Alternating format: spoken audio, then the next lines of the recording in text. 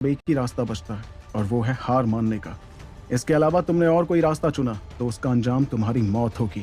ये कहते ही वो तीनों बिजलियों में बदल गए और सीधे बादलों की तरफ जाने लगे। उनके वहां जाते ही अचानक से उस इलाके की चमक और ज्यादा बढ़ गई और बादल से गिरती बिजलियां भी बेहद खतरनाक हो गई। बुजुर्गों की धमकी से तिनामा शहर में हर कोई घबराने लगा और बढ़ती धड़कनों के साथ देखने लगा कि आगे क्या होने वाला था। इस वक्त आसमान से बिजली हर तरफ गिरती हुई दिख रही थी और बादल खौफनाक आवाजों के साथ गरजते जा रहे थे। इन बिजलियों में इतनी ताकत थी कि वो तिनामा शहर वालों को खौफ महसूस करा रही थी।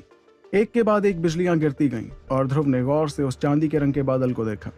उस बादल के अंदर ढेर सारी शक्तियां थी, जिससे ध्रुव समझ गया कि हवा बिजली दल ने उसे कैद करने में कोई कसर नहीं छोड़ी थी। इतने में उस बूढ़े आदमी ने ध्रुव की तरफ देखकर कहा, समर दल का इस्तेमाल कर हमें तुझे यहाँ बुलाना पड़ा। यह हमारे हवा बिजली दल का तरीका नहीं है, इसलिए शायद हमारे इस कदम पर आगे जाकर बहुत से सवाल उठाए जाए, लेकिन यह आखिरी बार होगा जब हम ऐसा कुछ कर रहे हैं।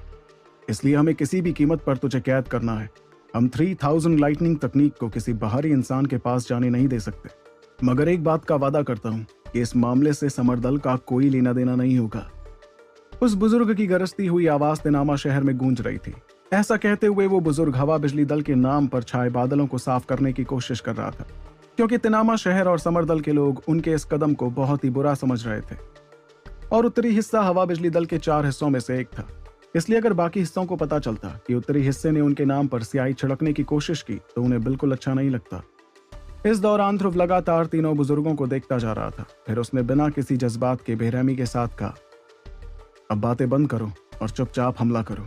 मैं कोई बेवकूफ नहीं हूं जो तुम्हारी ताकत देखकर हार मान लूंगा। अगर तुम मुझे सच में कैद करना चाहते हो तो दिखाओ कि तुम्हारे अंदर सच में ऐसा करने की काबिलियत है। ये कहते ही ध्रुव ने तीनों बुजुर्गों की तरफ इशारा किया, जिसके साथ ही जमीनी कठपुतली का शरीर तेजी से चमकने लगा। उसके बाद वो पलक झपकते ही वहां से गायब हो गया। वहीं उस कठपुतली के आगे बढ़ने पर हेप्लास भी उसके सामने आ गया और उसने